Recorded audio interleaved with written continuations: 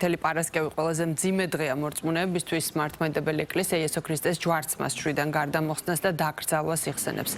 ტაძრებში გარდამოხსნის წესი სრულდება წითელ პარასკევს, წირვა არ ტარდება, რადგან სახარების თანახმად ადამიანთა ცოდვებისგან გამოსახსნელად უფალმა საკუთარი თავი შესწირა მსხვერპლად. მსახურებისას სამეუფეო ჟამნი სრულდება, რომლის დროსაც უფლის ვნების შესახებ სახარება იკითხება.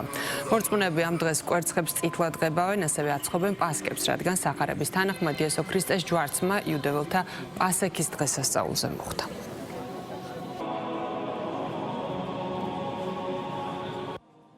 ნების კვირის პარასკევი განსაკუთრებული სიმძიმით გამოირჩევა, ვიცით რომ ამ დღეს უფალი ჩვენი იესო ქრისტე ჯვარზე გააკრეს ადამიანებმა, ღმერთი რომელიც უამრავ სიკეთეს უკეთებდა, მიცვალებულებს აღადგენდა, უდიდესი სიყვარული ჰქონდა მას, იმდენად ცვალებადი ადამიანი, რომ რამოდენიმე დღეში, ზობის დღიდან, როდესაც დიდებით შეიყვანეს იერუსალიმში, ჯვარზე სიკვდილი მიუსაჯეს უფალს. ამ დღეს ტაძრებში წირვა არ ტარდება, განსაკუთრებული სიმძიმიდან გამომდინარე, ტარდება სამეუფეო ჟამნობები, რომელიც დილით სრულდება და შუა დღისას 2 საათზე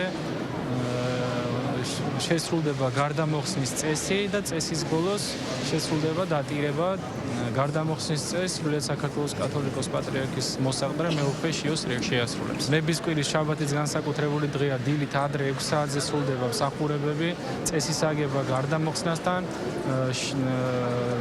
ეს დღე არის დღე, როდესაც უფალი იესო ქრისტე ხორცით საფლავშია, მაგრამ სულით ჩავბრძანდება ჯოჯოხეთში და იქიდან ამოიყვანს მართალთა სულებს.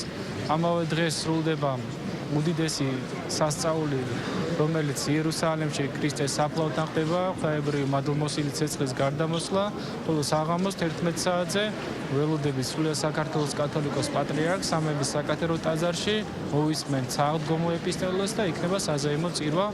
ღმერთმა დაალოცოს ყველა ეს ადამიანი, ვინც სიხარულით ელოდება ამ დღესასწაულს.